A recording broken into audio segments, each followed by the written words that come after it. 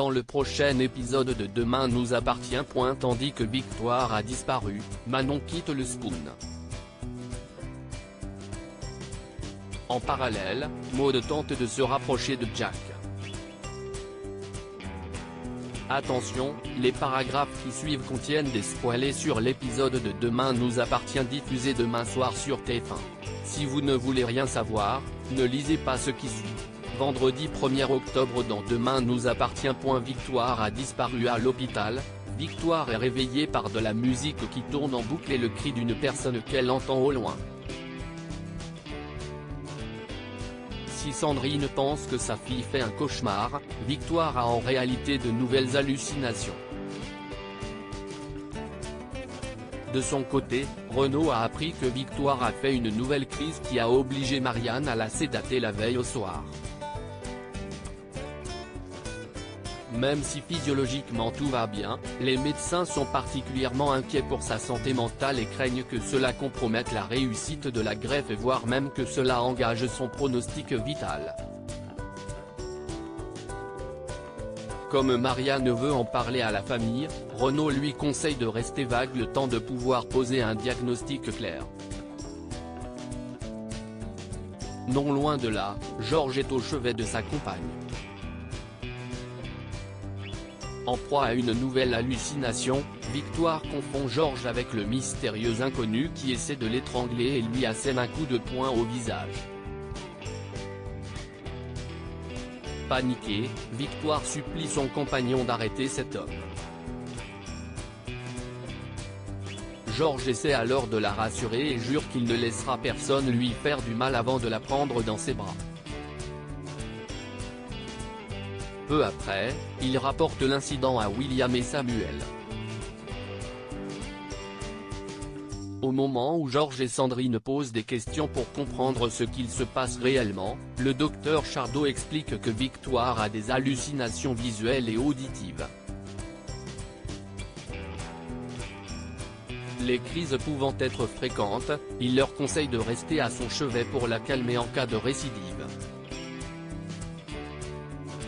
Plus tard, Victoire raconte au docteur Donnier qu'elle est parfaitement consciente au cours de ses crises. Pensant que la cause de ses hallucinations est organique, William lui fait passer un IRM mais les résultats ne montrent aucune trace d'accident vasculaire. La piste de la lésion cérébrale étant définitivement écartée, Victoire comprend que ses visions relèvent de la psychiatrie et que c'est sa tête qui rejette le greffon. Toutefois, William se montre rassurant et indique que tout rentrera dans l'ordre avec le temps.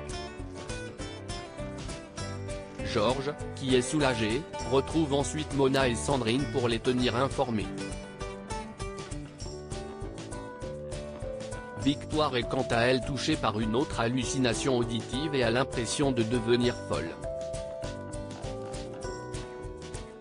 Malheureusement, les choses empirent quand elle se regarde sur le téléphone portable de Sandrine et voit du sang couler sur son visage. Tandis que sa mère demande ce qui ne va pas, Victoire prétend vouloir se reposer. Lorsque Georges pénètre peu après dans la chambre, la jeune femme a disparu. Manon quitte le Spoon chez les Donnier, où William profite d'un moment en tête-à-tête avec Manon pour lui rappeler l'importance des études dans la vie. Comprenant que son père a du mal à la voir grandir, Manon assure qu'elle sait très bien ce qu'elle fait et précise qu'elle adore travailler avec Vanessa. Plus tard, Vanessa apprend à Manon à faire une julienne de légumes. Mais en lui montrant comment procéder à la découpe, la chef se coupe au doigt. Tandis que Manon met un peu de temps à réagir, Vanessa s'emporte et n'hésite pas à la traiter de tous les noms. La chef étant incapable de cuisiner à cause de sa blessure, c'est donc la fille Donnier qui s'occupe de couper les légumes. Malheureusement, ce n'est pas assez bien pour Vanessa qui lui ordonne de recommencer à plusieurs reprises jusqu'à ce que ce soit parfait. Une fois les légumes entièrement découpés, Vanessa n'a plus envie de faire une julienne et décide de faire une soupe. Furieuse, Manon lance que tout le monde la déteste puis rend son tablier. Maud tente de se rapprocher de Jack Osbourne. Raphaël a bien compris que Manon était tombée sous le charme de Jack et donne des conseils de séduction à ses filles. En arrivant au lycée, Manon aborde Jack dans la cour. Lorsqu'ils discutent de littérature, ce dernier indique qu'il est tombé amoureux mais que ce n'était pas réciproque. Cependant, il ajoute qu'il va beaucoup mieux et qu'il est passé à autre chose. En cours de français, François demande à ses élèves de se mettre en binôme pour faire un exposé sur un roman du XXe siècle de leur choix. Maud et Jack décident donc de travailler ensemble au grand dam de Lizzie qui aurait préféré être avec son frère. À la fin des cours, Maud se rend chez les Roussel pour travailler sur l'exposé. Alors que Jack part dans sa chambre pour récupérer un DVD, Maud en profite pour questionner Lizzie sur la fille qui a brisé le cœur de Jack.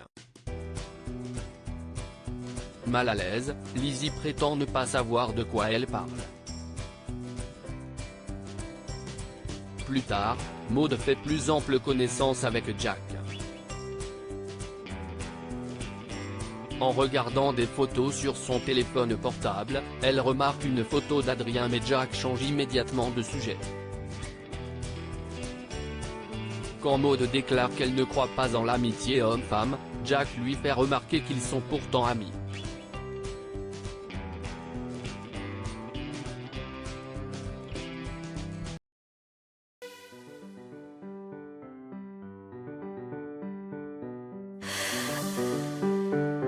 The man I love just